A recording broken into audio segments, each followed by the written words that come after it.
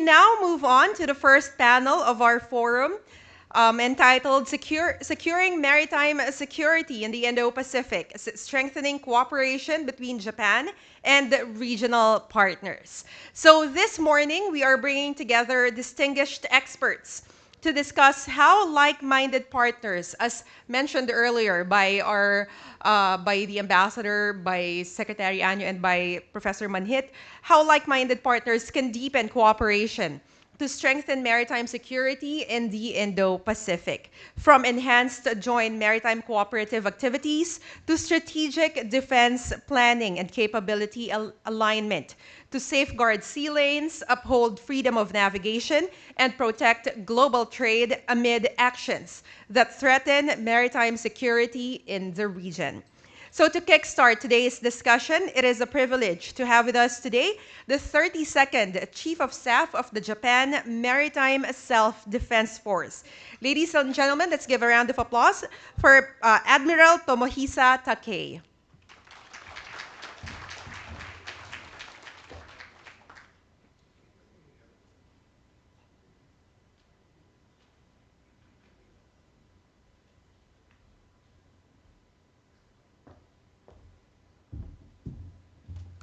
Good morning, everybody. I'm sorry I don't use any slide. Please look at me.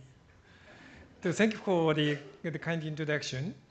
I directly focus discussion on these issues on Japan and the Southeast Asia. The view I express today does not reflect those of the Japanese government. Due to the historical circumstances, Japan has refrained from committing politically to security issues in the Southeast Asia. For this reason, Japan has primarily engaged economically in this region and for a long time. Following its post-war recovery and period of rapid economic growth from mid-1950s and early 1970s, Japan cooperated with regional countries on economic development. First, the four Asia dragons, South Korea, Taiwan, Singapore, and Hong Kong, achieved rapid growth of the 1960s. Southeast Asia, including Philippines, has followed. And lastly, China's economic development began with its reform and opening up policy in the 1980s. The economic development of rising countries naturally paved the way for heightened nationalism and strengthened military capabilities. In Southeast Asia, the South China Sea has become a stage where the coastal countries compete for national interest.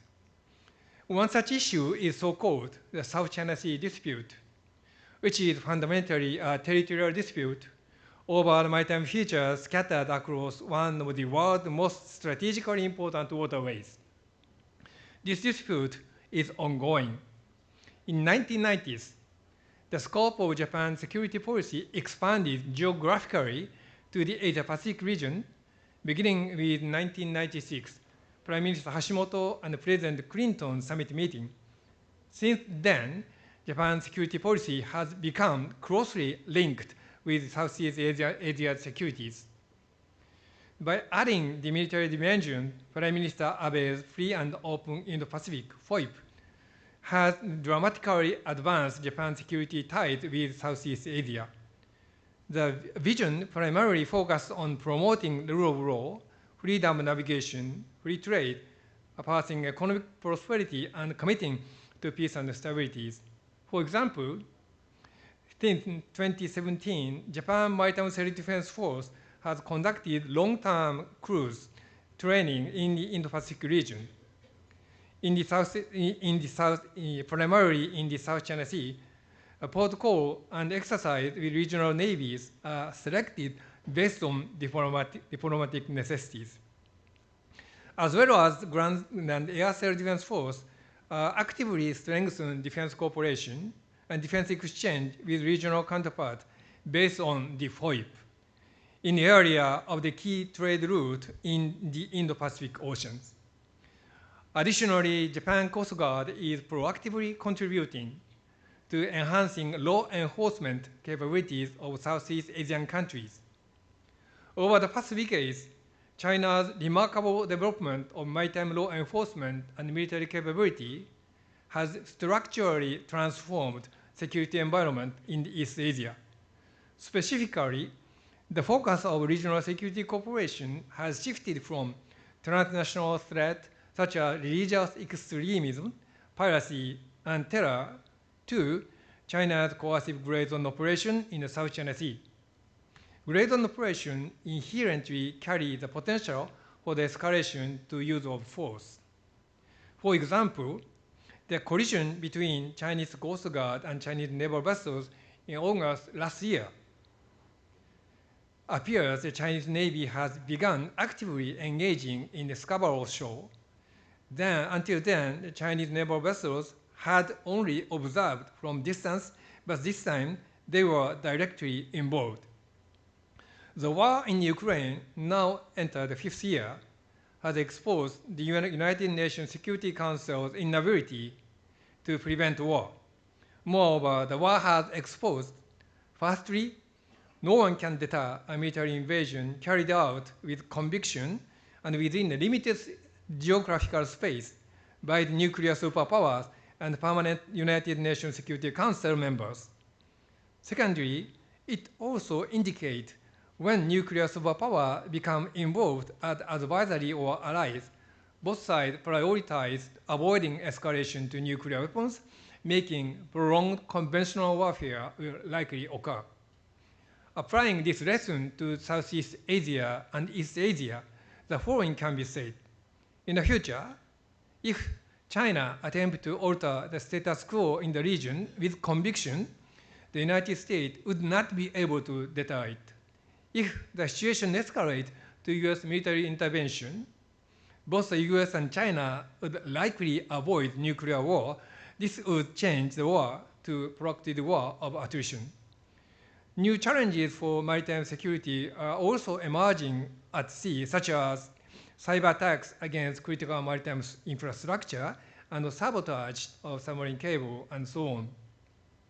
For small and medium-sized countries like Japan and Philippines, if they want to enjoy continued peace and prosperity while maintaining their sovereignty and territorial integrity, it is paramount that they strengthen deterrence and diversify their security partnerships.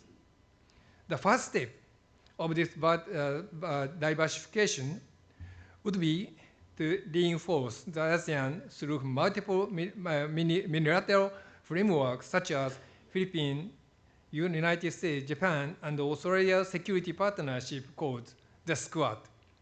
Second, they should promote the participation of non-regional countries in regional security to heighten international awareness. And third, to strengthen practical capacity building support by enhancing equipment transfer and strengthen joint military exercise based on realistic scenarios. Japan can actively participate in all three areas and is already doing so. Let me show you one of the programs. In recent years, Japan's foreign policy has emphasized deterring unilateral change of status quo by force to ensure peace and stability in the Indo-Pacific region and create favorable security environment. The Official Security Assistance Program, OSA, established in April 2023, aims to enhance the deterrence capability of like-minded countries at no cost. It will take time, but stronger regional countries may be able to counterbalance China's coercive activities.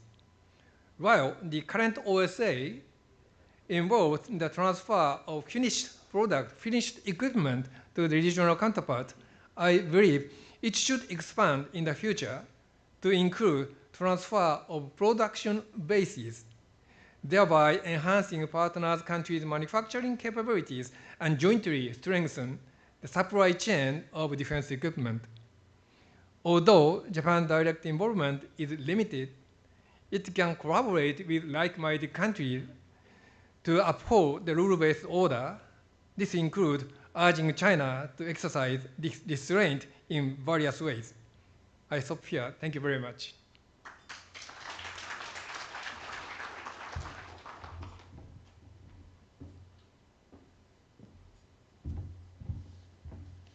All right, thank you very much, Admiral Takei. Up next to share his insights is Captain Sarabjeet Parmar, Distinguished Fellow at the Council for Strategic and Defense Research. Let's give him a round of applause, please.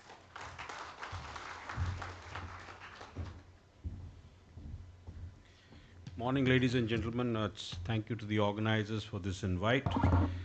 I forego the Raisina dialogue to be here, my first visit here, and it's a pleasure.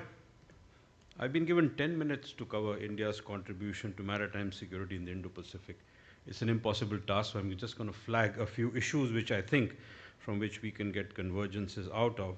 So let me position India in the geography. We are stuck between two hotspots, the Persian Gulf and the South China Sea, which leaves the Indian Ocean region virtually more peaceful and more stable, but not as stable as we think. So let me give you certain examples.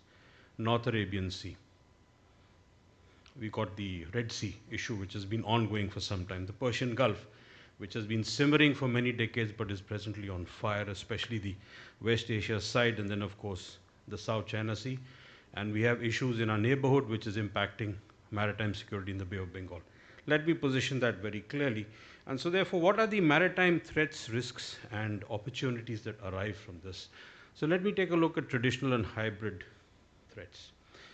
Houthis is one example, the Red Sea, and it's a known fact that instability on land will impact the stability in the maritime domain.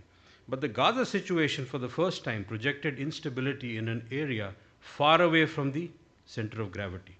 The Red Sea is a perfect example, and what we see happening in West Asia has a cascading effect not only in the Persian Gulf, the North Arabian Sea, but the last 48 hours of the incident of the sinking of the Iranian ship south of Sri Lanka clearly indicates that in a conflict in the maritime domain, you will find conflicts or incidences like this everywhere, and this is something we have to think about. And I dare say this recent incident has got a lot of people running to look at the efficacy of the laws of armed conflict and the implications and the applications, and perhaps it is going to test the resilience of US strategic partnerships with a few nations around the world. But let's see how that pans out. Among the other issues are non-traditional threats that's on the seas and emanating from the land, and that results in maritime terrorism and crimes, which is rife the world over, both South China Sea and the archipelago areas, and of course the Indian Ocean region. Then we have piracy, whether you call it piracy 1.0 due to Somalia, and the recent piracy 2.0, as I call it, due to the actions of the Houthis in the Red Sea, which has allowed piracy to open the doors again. And if we go back to what happened during piracy 1.0, I don't think it's something we would like to let it repeat.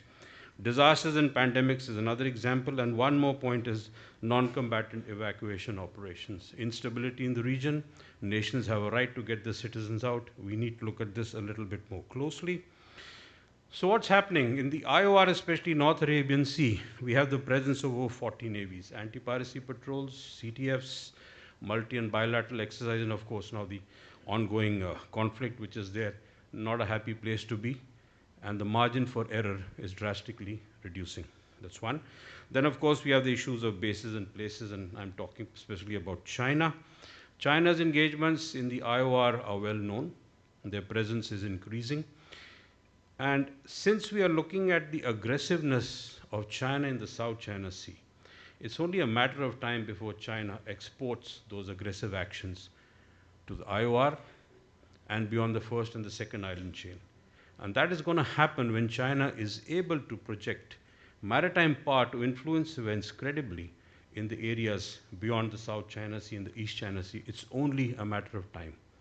And the day the carrier battle group sails out with its full complement of aircraft and, of course, the support ships, I think we're going to look at a different situation in the Indo-Pacific, whether it's in the Pacific Island areas or right up to the eastern coast of Africa. It's only a matter of time, and I think that's what we need to look at. There is an alphabet soup of organizations. What is the effectiveness? I leave that question in the open air for you to think about it. So are many laterals a way forward? And that's something I think we would need to ponder about, but I will cover it. HADR is increasing. I think this is the lowest hanging fruit, and there's a lot of work being done between the nations. You have the Indian Ocean Naval Symposium working groups, the standard operating procedures which have been accepted by IORA. You have the Quad guidelines on this. So this is an effective way to work together. And I think the best example is the COVID-19 situation, where nations work together, especially the Quad nations work together. And I do know that the chiefs of the navies and the Indo-PACOM were on the buzzer every day to saying, how do we work together? How do we simplify? Give you one good example, which I was told, is the airlift of Indian vaccines into Fiji by a US aircraft. I don't think you can get it better than that. That's an example I'd like to give here. A word on non-combatant evacuation operations. We have been lucky that so far we've had stable governments who could provide a window of opportunity, especially for India and its Navy, to go in and get its people out. Along with that, we also evacuated citizens of many other countries, and give you the example of Yemen in 2015, where we took out 1,291 foreign nationals from 35 nations based on the request of those nations. Let me muddy the picture here or give you a horror story. What about NEO during a pandemic, or NEO during a disaster, or an NEO where the government in power is unable to provide you that sense of security you can get your people out? Are we willing to work together to put boots on ground to get them out? So having said that, just take a word on submarine cables, or if you'd like to call them seabed lines of communication. Rupturing of these cables, I don't think there's a possibility of being intentional, but do remember, all entities, whether they are nations, governments, organizations, or even non-state actors, they all thrive on the information that comes through submarine cables. Let me add the China angle. We are seeing China laying its own cables in the Indian Ocean region connecting up to the eastern coast of Africa. And then, of course, there is the buzz about these submarine cables being used as passive array sonars. And it's difficult technology, but I think that's an area in which nations like-minded can work together. Having said that, let me get back to the main point of what is India's approach to maritime security in the Indo-Pacific. Free, open, and an inclusive Indo-Pacific. And I think the word inclusiveness is slowly entering the lexicon of many nations of the Indo-Pacific. We look at, through a point of holistic maritime security, we look at threats, challenges, risks, and the opportunities that arise for nations to work together. And we'd like to step away from the moniker of net security provider. It's a very difficult term to define. So we'd like to go by the terms of preferred security partner and first responder. And that is the way in which we are looking at engaging nations. So if I give you the overall umbrella of SAGAR, or security and growth for all in the region, and now the new term which has come out, which is Mahasagar, or mutually and holistically assured security and growth for in the region, if that's the umbrella under which we operate, then we look at neighborhood first policy. Bit of a stress right now. There's a strain on that issue. We look at Look West, whether it's West Asia or the eastern coast of Africa, ASEAN centrality, the central pivot point of the Indo-Pacific, our Act East policy. We look at Indo-Pacific Oceans Initiative. We look at the Quad, and of course, as I mentioned, multilateralism. A word on the Quad. There's a cloud as to which direction is the Quad heading. So if there is an issue of the Leaders Summit not having taken place and Quad being a leaders-driven summit, then I think it's time that we have the Leaders Summit as soon as we can, despite the differences India and the US has. It will lend certain credibility, and MDA was mentioned, so therefore where are we going with the Indo-Pacific Maritime Domain Awareness Vision or project out there? Let me give a small word on India-US relations. There have been differences over the period of time for the last 2-3 years on tariffs and many other issues, but I think the security angle is very clear. So in the last 18 months or so, we have done 4 major exercises with the US. The Army is exercising in Alaska, we've had Malabar, we've had the special forces of both the air forces operating together, and we've also had Tiger Triumph, the exercise on the eastern coast of India, which is an amphibious come HADR exercise. So there is clarity on, I think, where the way US and India look at maritime security and security in the region, which is there. And let me put in a statement here. It can be argued that all the engagements that happen in the Indo-Pacific are provided by the security blanket based upon US alliances and strategic partnerships between nations the world over. So the question comes in is that do middle powers need to step up? And I think that's something that Japan, Philippines, India, Australia, and other middle powers can actually work together at the minilateral level and look ahead. We would like to look at the Indo-Pacific as shaping a favorable and positive maritime environment, and therefore we have certain engagements. Even as we speak today, the Indian Navy engages in over 24 bilateral institutional exercises. The one was mentioned with Philippines, and an equal number of multilateral exercises, the bedrock being interoperability.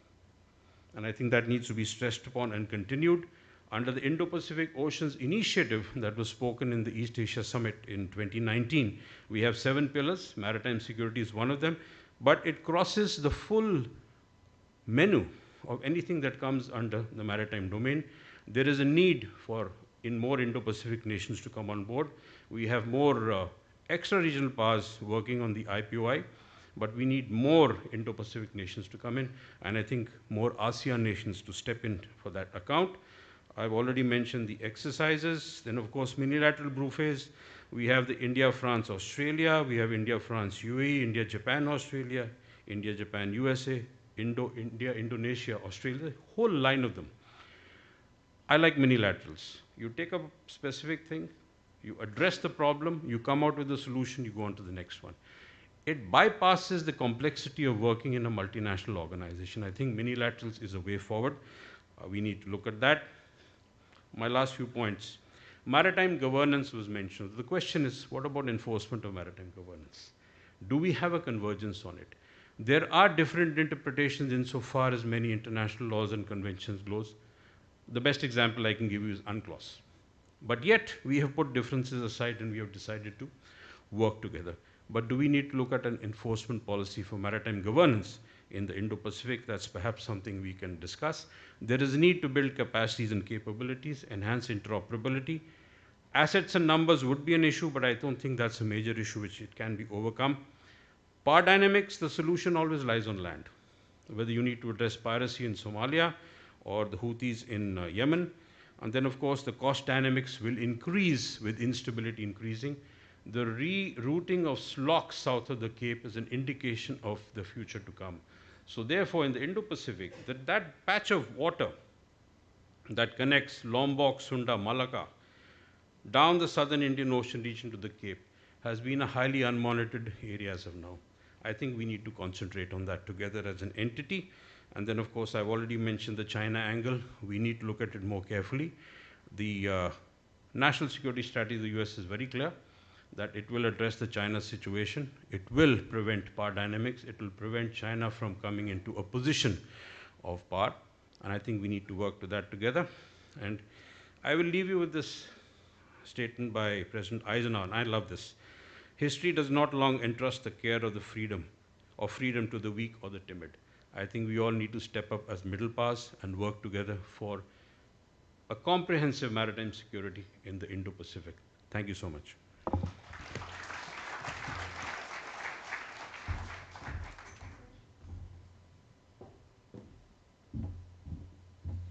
All right, thank you very much, Captain Parmar. Very interesting speeches so far from Admiral Takei and Captain Parmar. I'm already looking forward to our panel discussion later. I'm sure we're going to have a very interesting exchange later on. So from our foreign experts, we now go to the Filipino experts that we have with us this morning. Our next speaker for this panel is the Deputy Chief of Staff for Plans, or J5, of the Armed Forces of the Philippines. Ladies and gentlemen, please welcome Major General Rommel Cordova.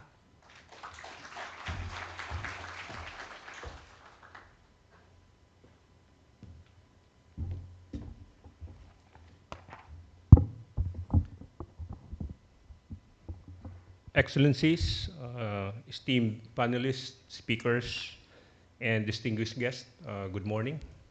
Thank you to Stratbase and Professor Dindo Manit for having me.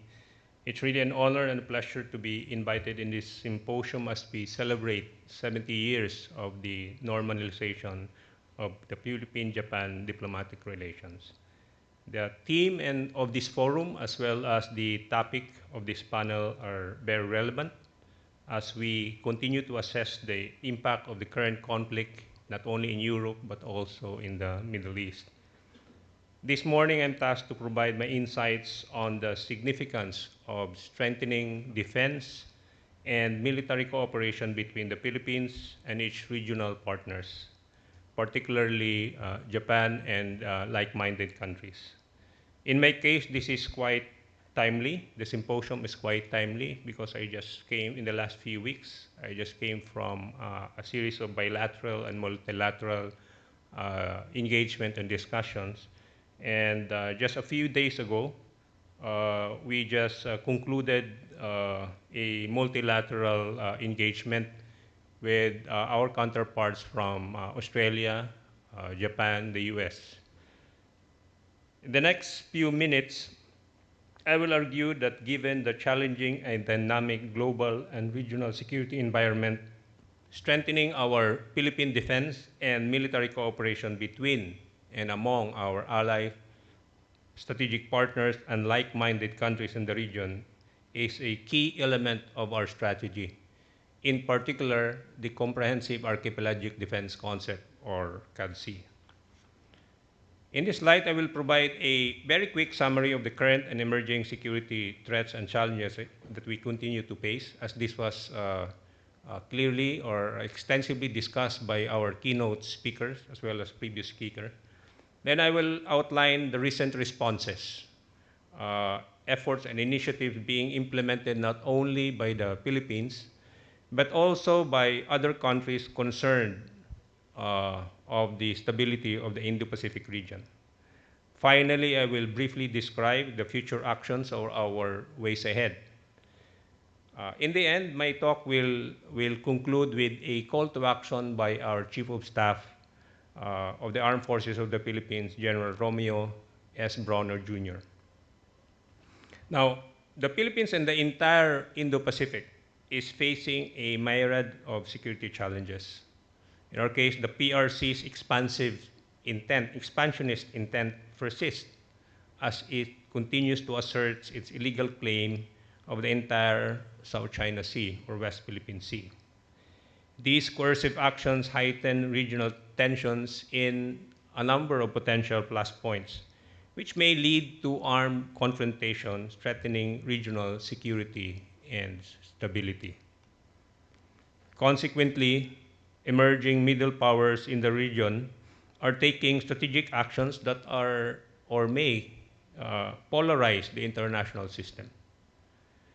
It is also important to highlight that PRC's ICAD, or continuous illegal, coercive, aggressive, and deceptive actions, persist within Philippine territory and our maritime jurisdiction that seriously threaten our sovereignty and the exercise of our sovereign rights. Such tactics is perceived by us as a creeping invasion not only of our maritime domain, but also in the other domains like cyber, electromagnetic spectrum, and even in the cognitive domain. To address and manage these security challenges, concerned and affected countries in the region have pursued different strategic responses. First, a number of states in the Indo-Pacific region, especially those in the ASEAN region, have significantly increased their defense spending to be better prepared for any contingency or crisis. On a bilateral or multilateral basis, more countries are seeking to improve or enhance diplomatic, defense, and military cooperation at the policy, strategic, or operational levels. In fact, last December, our Chief of Defense, General Bronner, just signed the Australian, Japan, Philippine, US, Indo-PACOM framework of the Chief of Defense Council. This is a framework that would operationalize or institutionalize the agreement by the 4 defense ministers. So, and in relation to that, a few days ago, as I've said, we conducted a quadrilateral forum between my counterparts at the US Indo-PACOM, the Japan Self-Defense Force, and the Australian Defense Force to discuss how we operationalize this framework signed by our Chief of Defense. Third, on various formal or informal engagements, more countries in the region highlight the importance of adhering to rules-based international order to maintain peace, stability, and prosperity in the region. In this light, the Philippines is very active in advancing the legitimacy of UNCLOS and the 2016 arbitral ruling as it asserts its rights as a sovereign nation. In every opportunity, our President, our Secretary of National Defense, and our Chief of Staff of the Armed Forces of the Philippines continuously manifest our claim and our rights over the West Philippine Sea and our firm resistance to acquiescence to foreign occupation and control. Finally, like-minded countries in the region have been maintaining their active presence, showcasing multilateral cooperation and collective deterrence through the conduct of bilateral and multilateral joint sails or joint patrols, or what we call as maritime cooperative activities. For example, since we started the MCAs in the last quarter of 2023, we have now conducted a total of 35 bilateral and multilateral MCAs with various partner countries. And this is going to, as we are seeing, this is going to increase in the near future.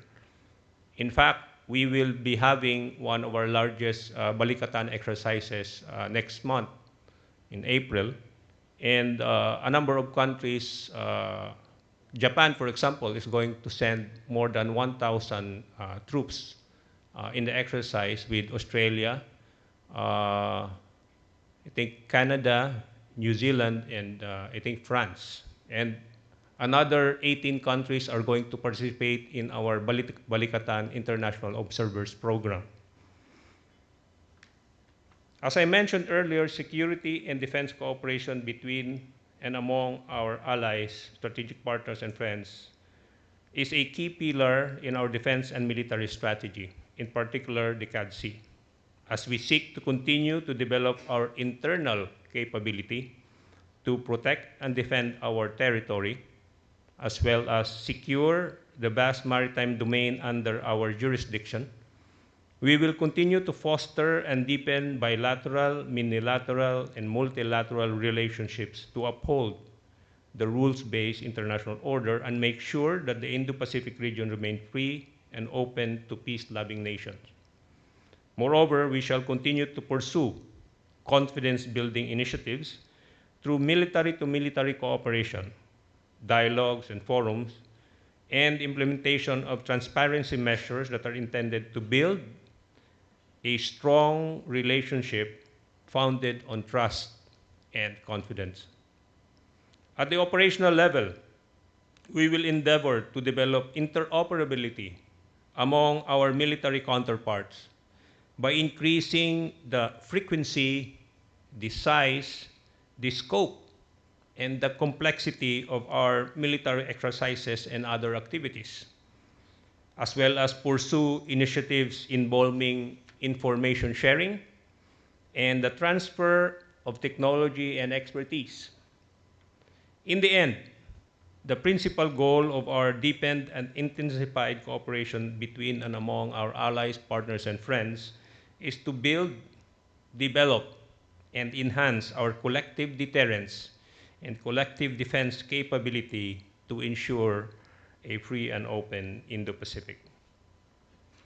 In closing, allow me to reiterate the marching order of the Chief of Staff, General Romeo S. Bronner, in relation to international engagement and his request to our partners, specifically in the region, and I quote, "The Philippines continues to encourage our allies for a continued partnership for both the academic and policy community to sustain the institutions and ideas in pursuit of a free, open, and prosperous Indo-Pacific."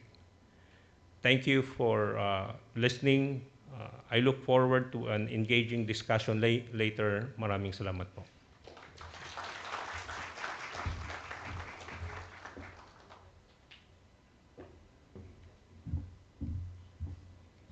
All right, thank you very much, General Cordova. And our final speaker for this panel is giving us another Filipino perspective. We have Major General Restituto Padilla Jr., former spokesperson and Deputy Chief of Staff for J5 of the Armed Forces of the Philippines. Major General Padilla is also the Executive Director for Corporate Public Policy, Risk Management, and Sustainability of the PTC Group. Let's give him a round of applause, please.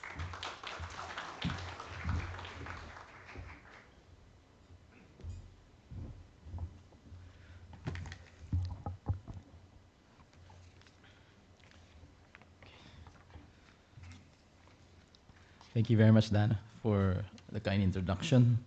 At the outset, allow me to express my appreciation to the Stratbase ADRI group for the invitation and the opportunity to speak.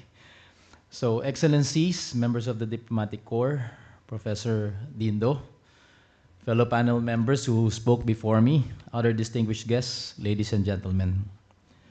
I was very happy to hear that the current J5 is now moving on a plane of momentum that we have created before. Before he sat into the position, and I was a former J5, the challenges of establishing that momentum for cooperation among the nations here in the Indo-Pacific was a challenge, and I will discuss that in a bit. But this morning, I shall offer my perspective as a former member of the Armed Forces and my learnings from the private sector going forward with practical recommendations. So, next slide, please. So, the Indo-Pacific is today the center of global economic gravity, and its maritime domain serves as the lifeline of international trade, and we all know that. More than 80% of global commerce moves by the sea, and a large portion of that passes through Indo-Pacific waters, from the Malacca Strait to the South China Sea and onward to the Northeast Asia area. These sea lanes are not merely shipping routes.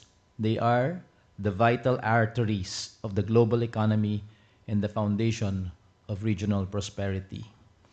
So roughly 1/3 of global maritime trade, valued at more than 3 to 5 trillion annually, passes through the South China Sea, West Philippine Sea area.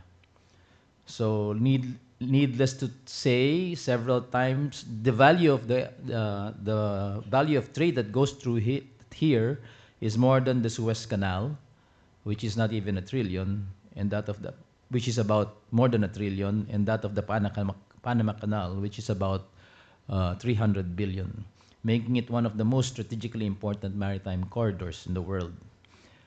Yet, the domain of the Indo-Pacific is becoming increasingly contested. Next slide, please. In recent years, we have seen intensifying geopolitical competition, maritime disputes, and militarization of key waterways, particularly in the South China Sea. At the same time, new developments, including expanding naval capabilities and undersea warfare platforms in the region, are starting to reshape the strategic balance and raising the stakes for maritime security. Alongside these traditional security concerns are non-traditional threats such as illegal fishing, piracy, maritime trafficking, cyber vulnerabilities affecting the maritime infrastructure. In this context, strengthening cooperation between Japan and its regional partners is no longer optional. It is imperative. We can no longer rely on the traditional alliances of the future, which are now being tested. First, next slide. Japan is a maritime nation whose economic survival depends on a secure sea line of communication. And needless to say, so is the Korean Peninsula or South Korea.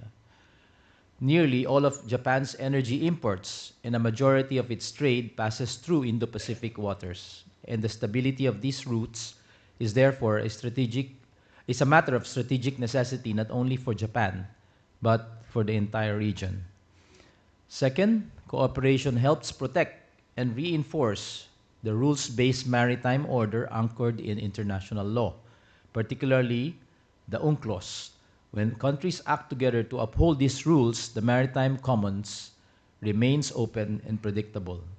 When cooperation weakens, unilateral actions can erode the legal norms that have preserved maritime stability for decades, and that is what we are seeing with the unilateral actions of China. Next slide. Third, maritime security today requires network capacity because no single state possesses the resources to monitor and secure such vast oceans alone. Japan's advanced maritime capabilities, ranging from Coast Guard operations and maritime domain awareness technologies, ranging from to capacity building programs, can significantly strengthen regional resilience when shared with partners. And we have seen in the remarks earlier by the Japanese ambassador and even by the Secretary Anyo that many of these are already ongoing and hopefully will become strengthened further. We are already seeing encouraging examples of the cooperation because Japan has expanded maritime security assistance to Southeast Asian partners, including patrol vessels provision, training programs, and joint maritime exercises designed to enhance maritime law enforcement and situational awareness.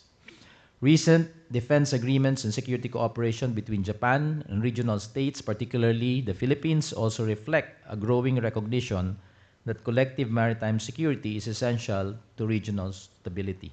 Next slide. However, the consequences of failing to strengthen this cooperation could be severe. Without stronger coordination, maritime disputes may escalate, gray zone activities may proliferate, and criminal networks may exploit gaps in maritime governance. Even disruptions to key sea lanes could affect global supply chains and energy flows, as we are seeing right now in the Persian Gulf, with consequences that extend far beyond the Indo-Pacific.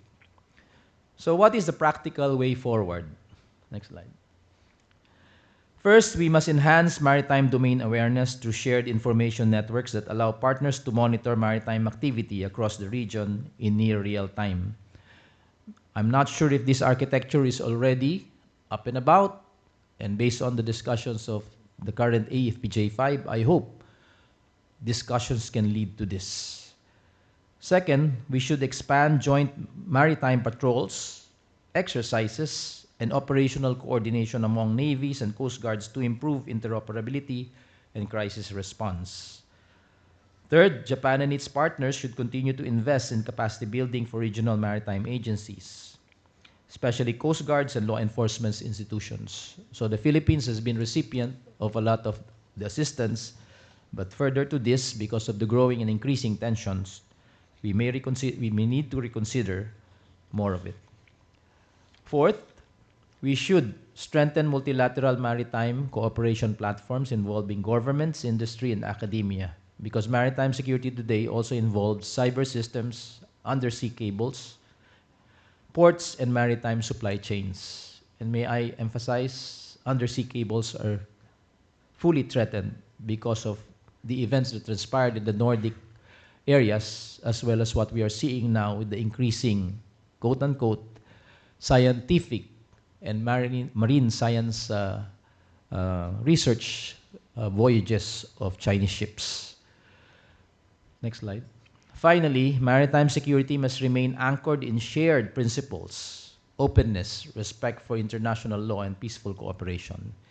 If we succeed in building a stronger network of maritime partnerships, one that includes Japan and all its regional partners, we can ensure that the Indo-Pacific remains free, open, stable, and prosperous for generations to come.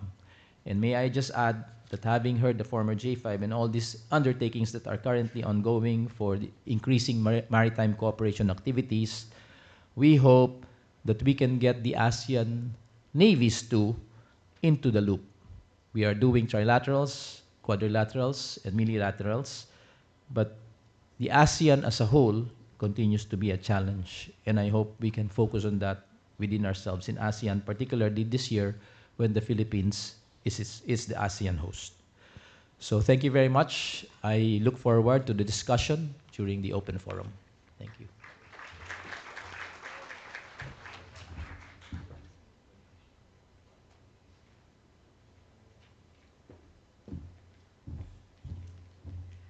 All right, thank you very much, General Padilla. Very insightful speech that we have there.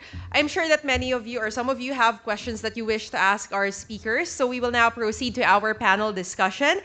So I would like to invite back on stage, please, to join us, Admiral Takei, Captain Parmar, General Cordova, and General Padilla.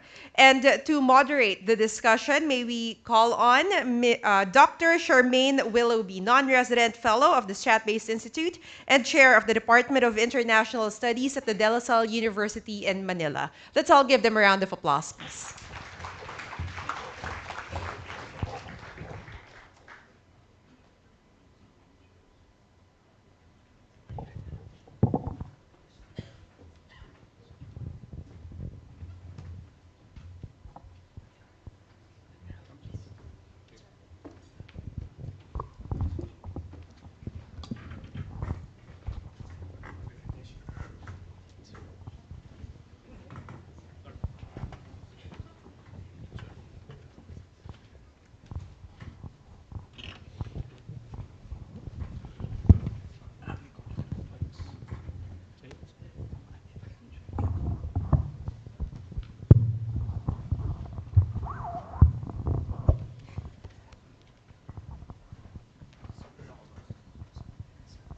Good morning to everyone. It's such an honor and a privilege to sit here amongst these very esteemed gentlemen and to raise some very important questions that have come up from their insights, from their presentations. One commonality that I found and learned from your interventions today is that all of us here, whether we're the Philippines, Japan, the United States, any other country that's represented in this room today, we all face different kinds of security challenges. We all understand that we are confronting not just traditional security challenges, but also non-traditional security challenges. Another theme that has emerged from the presentations from this panel is that there are inextricable linkages amongst the many actions and activities that we find ourselves today. So for instance, for Admiral Takei, you mentioned the inextricable linkage between Japan and Southeast Asia. For Captain Parmar, you mentioned the connection between the land and the sea, and one cannot really be separated from each other.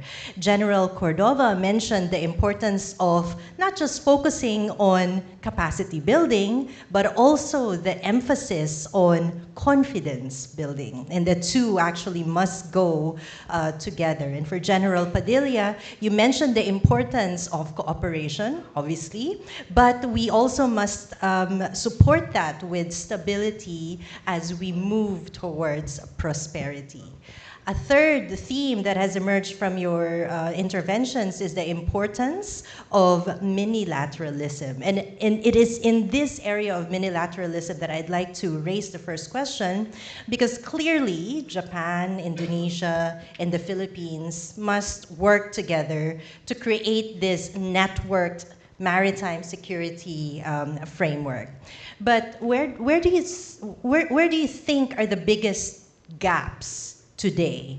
Is it in capability, in coordination, or perhaps in political alignment? I'd like to hear your thoughts on this. Perhaps we can start with Admiral Takei. Yes, it is always, thank you very much. It is always challenging for us how to coordinate not only the allied country, but also the non-allied country in these specific issues in this region.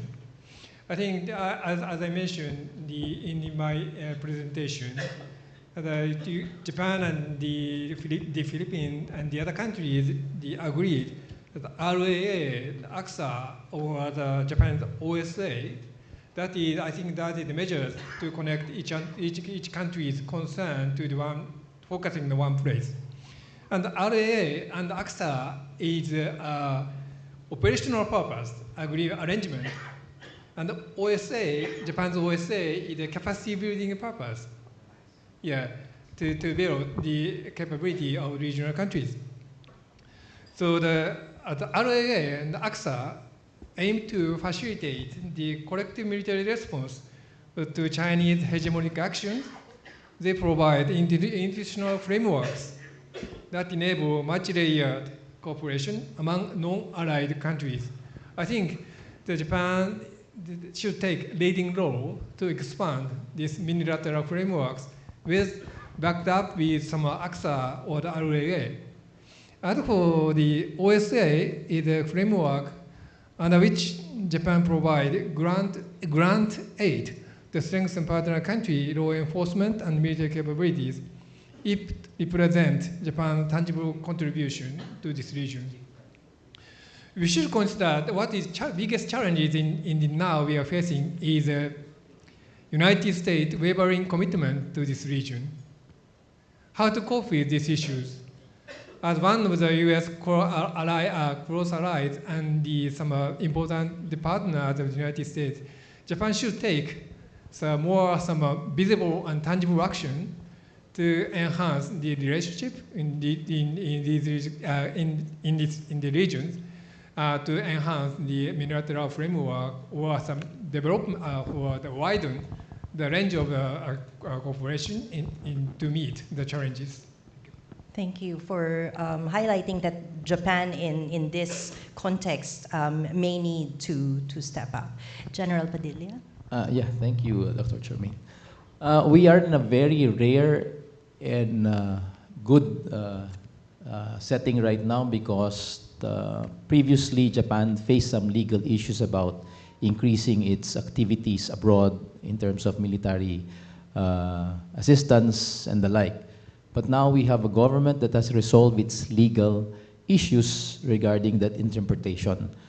And this opportunity presents for us in the region the opportunity to widen up the scale of this cooperation, and we're seeing it already. And in the case of the Philippines, I'm happy that the government has pushed forward with the RCA last 2024, and recently with the signing of the reciprocal provision and supply services into this year, which are all enablers for increasing the field of cooperation among our two nations. What I want to see is the participation of other countries in the region, particularly, say, South Korea, and the other ASEAN countries.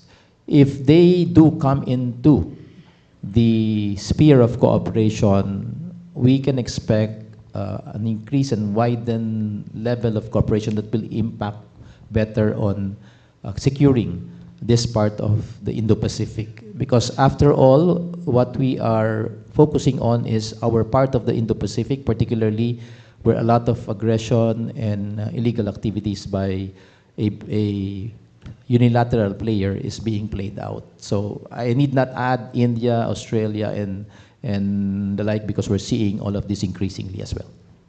Thank you, General Padilla. General Cordova, maybe some insights on some gaps that you see. Yes, ma'am. Thank you. I limit my answer to identifying operational gaps. Based on our recent discussion with my counterparts, we highlight the importance of information sharing and interoperability. Now, the gap in information sharing is based on the fact that we are going to share not unclassified information, but classified information. And there are certain restrictions for each country on how to handle classified information. Now, we have an information sharing agreement with the United States, so we can share classified information with the United States. We are now, I think, correct me if I'm wrong, Ambassador, but we are currently now undertaking or negotiating an information sharing arrangement with Japan and I think with Australia as well. So once we conclude that, these are policy issues that will address operational gap. There are still technical issues, but that's one of the things that we need to work on. So interoperability can only be achieved if we are able to communicate to our counterparts, as well as we can share information that will be useful at the operational level. Now, with respect to interoperability, that's certainly a continuing gap as well. But aside from policy gap like sharing information, there are also some technical issues that we need to address on. We are very thankful to Japan for the OSA grant on coastal radar systems, because that's part of addressing our operational gaps in terms of maritime domain awareness.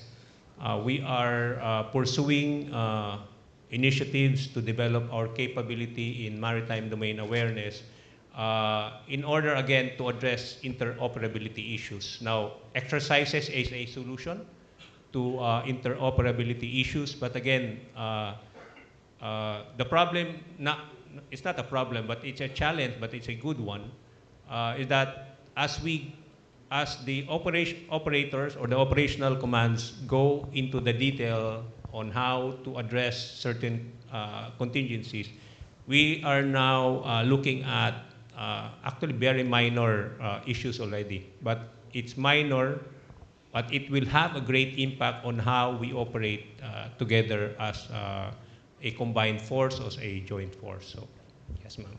Thank you, Major General Cordova. Captain Parmar, from your perspective from India. Thank you, but let me get back to the 4 areas you mentioned. So there will definitely always be differences. I think the main aim in a multilateral is to identify what is it that you want to achieve. What's your aim and objective? What are your convergences? And if your convergences outnumber your divergences, then of course you have an easy path. Where you have an equal balance or the divergences are a little more, but you agree upon working towards an aim and objective, then either you put the divergences aside so that they don't impact the working together, and you focus on the convergences. One of the biggest factors is that each nation will have a certain capacity and capability to address that situation. So therefore there will always be one nation who will take the lead, given its advantages on capacity and capability, and that needs to be respected. And at this point, let me give you 2 examples.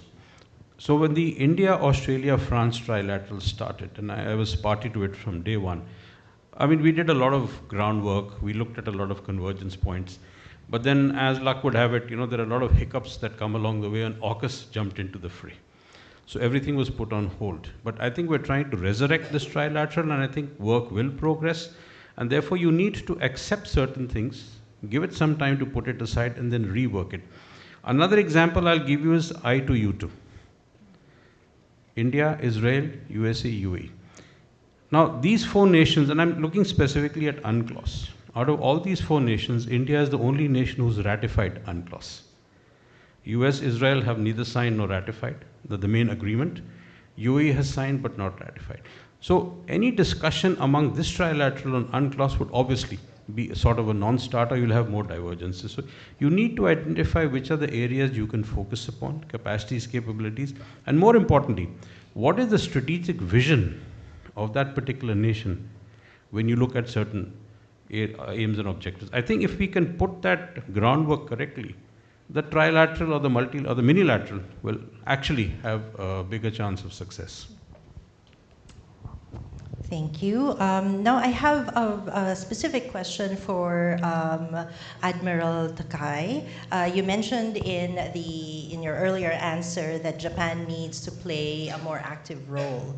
Do you think in the next perhaps 5 to 10 years, what role do you see Japan playing in strengthening deterrence and resilience while at the same time upholding the rules-based order? In the recent years, the coming 2 or 3 years, Japan should cooperate with this country as one of the important allies of the United States. Is how to make the credibility of the United States commitment high through the emphasize host nation support in Japan for the U.S. deployed forces. And secondly, the proactively participate in the revitalized U.S. industrial base in the homeland United States. And the coming years, it goes without saying that which area determined by the Maritime Corporation, determined by the objective of Maritime Corporation, and what threat we should cope with. And I believe we should prioritize countering the hybrid maritime threat posed by China in this region. The hybrid maritime threat, the Southeast Asia, there are the three types of maritime threat. First one is China's graze operation in the South China Sea. Second is the cyber attacks on critical maritime infrastructure. Third one is, as I mentioned, sabotage of submarine cables. Among three, the first one, the how to cope with Chinese gray zone operation, could be the urgent issue, and could be the sphere that Japan and the regional country should cope with, prioritize this area for coming 5 or 10 years. So next question coming from this question is how to balance between the tolerance and the resiliency, and to balance this matter is coming the question for us. I think regarding Maritime Corporation, Japanese government is implementing measures to strengthen military presence in this region, as well as expanding capacity building support for regional countries in coming 5 or 10 years. And these efforts aim to maintain rule-based maritime order and strengthen the capability of friendly nations. Through this effort, Japan and the Philippines should entangle United States in regional security for coming 2, 3, or 5 or 10 years. Thank you, Admiral. I have another question, so I'd like to go back to Captain Parmar. In your presentation, you mentioned that, sure, we have maritime governance, and we've focused a lot on maritime governance, but what about enforcement? So in terms of this broad question, I'd like to know what your thoughts are maybe on how India sees its role evolve as perhaps a key maritime security provider for the Indo-Pacific. And actually, I would like to disagree with the maritime security provider. It's a term that it's difficult to define, as I mentioned. And when we were revising the 2015 Maritime Strategy document of the Navy, and I was party to it, we tried to look at the aspect of how would you define maritime security provider. And we realized that we were tying ourselves up in knots. So we went the very simple way. We didn't define it, we treated it as a concept. So we looked at 3 pillars: stability, security, and peace. So now that we are looking at India as a preferred security partner and first responder, I think the 3 pillars of stability, security, and peace, enhancing stability, ensuring security, and preserving peace, are 3 pillars that will work insofar as a free and an open Indo-Pacific approach is concerned. But the bedrock is, if it is going to be acceptance and recognition of international laws and conventions, and India has always upheld the international laws and conventions. In fact, we have been the first off the block in signing on many international treaties and conventions, though we took 14 years to ratify. UNCLOS is another issue. But for the first time, when we looked at the High Seas Treaty that came in, we took a year to sign. But we have signed. So therefore, there is an approach to which we need to look at how things work out. And I think the growing nationalism and the search for resources, especially seabed, is actually going to make, I would say, a comprehensive approach to international laws and conventions as they progress in the years to come a little bit more difficult, because we are entering an area where nations who have the technology will definitely benefit. So if again, just give you the example of the US, I think it was last year in April where there was an executive order about seabed mining issued. So that raised a lot of, questions as to what is the US intentions, how do you go about it. And so when we speak about rules-based order, and Chatham House in 2015 had a very nice discussion, one of the pillars of a rules-based order is legitimacy. And that is where the powers that be who actually form rules-based order are the ones who actually would say contravene it or go against it. So how do you establish this in international laws and conventions? We have varying interpretations. I mean, we have big differences with the US on UNCLOS, but we've put them aside many years back. It's not a simple answer I can give you, but I think it's, again, more important to understand what is the overall convergence point for the benefit of maritime security on the three pillars of stability, security, and peace. Thank you. General Cordova, I'd like to go back to what you mentioned in your presentation about the upcoming Balikatan exercises. Apart from the participants, what can we expect from this year's exercises? We are actually progressing. Before, the focus was just exercising some of the concept or of a defense of the Philippine scenario to include addressing contingencies like HADR. But right now, as we are expecting a number of participants from other countries, not only from the US, the focus now of our Balikatan exercises is to exercise or to address issues that will enable us to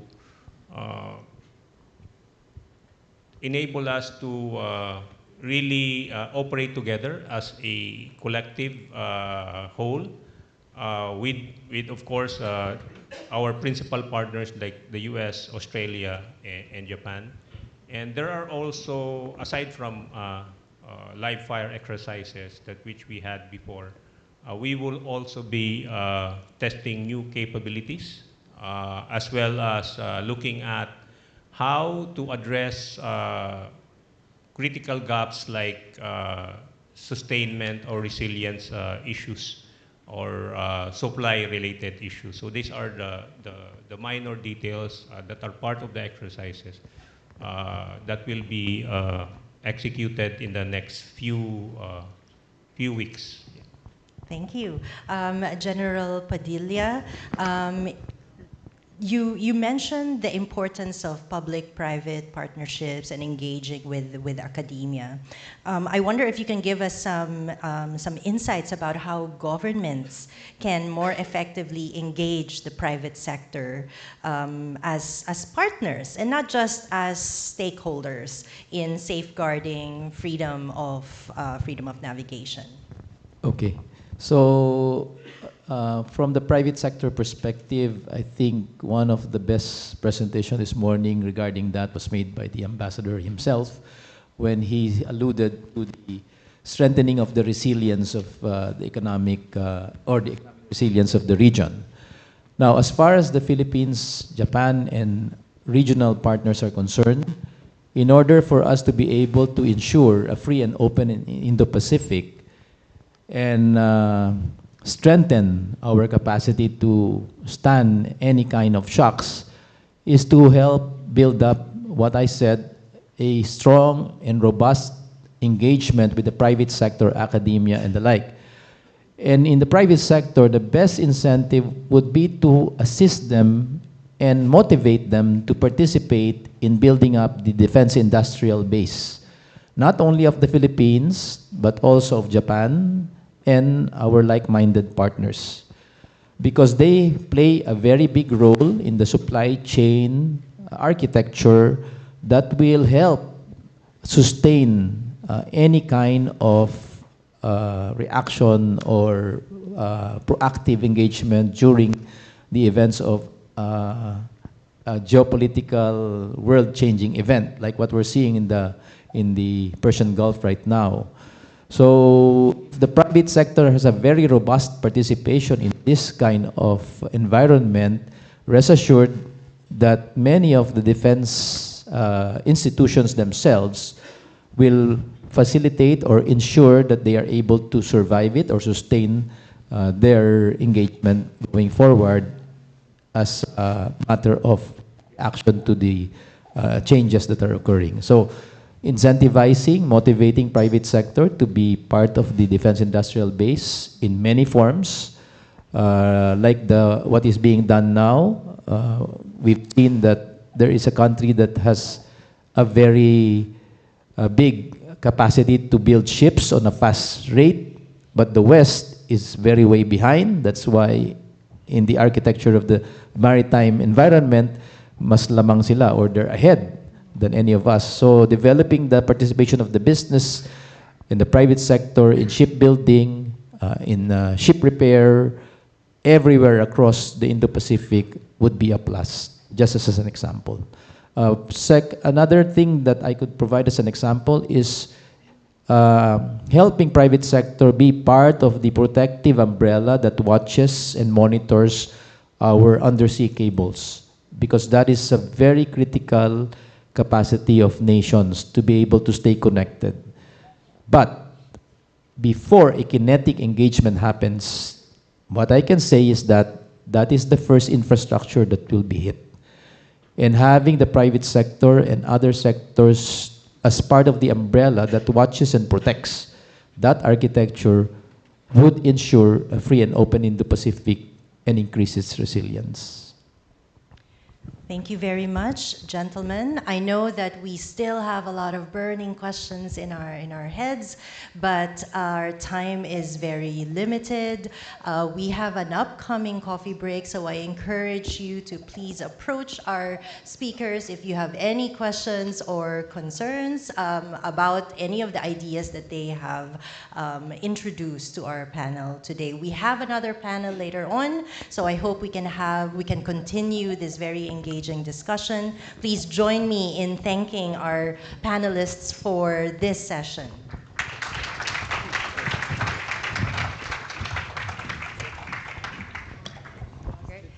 Once again, let's give her another round of applause for a very comprehensive and interesting discussion.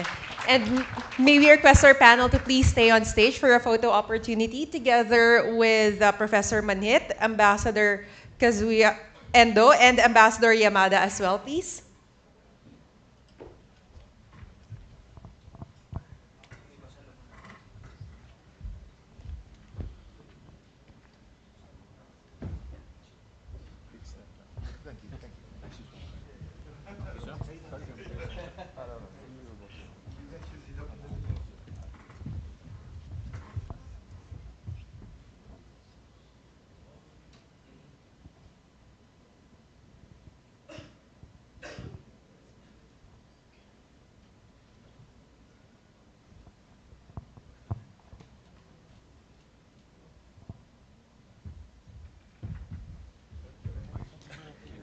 All right, once again, thank you very much, Admiral Takei, Captain Parmar, General Cordova, General Padilla, and Dr. Willoughby.